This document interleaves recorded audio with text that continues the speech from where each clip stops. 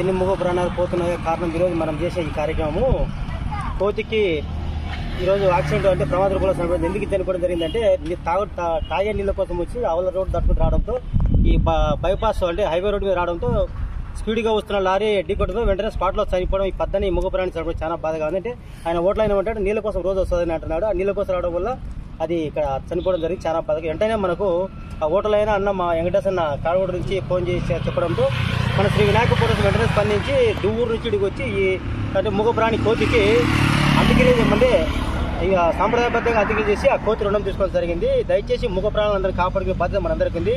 ఈ మూగ ప్రాణులు కాపాడిన బాధ్యత వల్ల అందరూ మన ప్రతి ఒక్కరు ఎండలకాలంలో నీళ్ళు అందించి ఈ ప్రమాదాన్ని నివారించడం వల్ల ఈ ప్రాణులను కాపాడచ్చు. ఈ మహా గొప్ప కార్యాన్ని ఈరోజు మా చేత చేపించినాము. ప్లస్ వెంకటేశ్వరకు శ్రీ వినాయక పోలీస్ స్టేషన్ ప్రత్యేకత చేస్తున్నాము. అందరం కలిసి మూగ ప్రాణులు కాపాడుతున్నాం. Thank you. జై హింద్.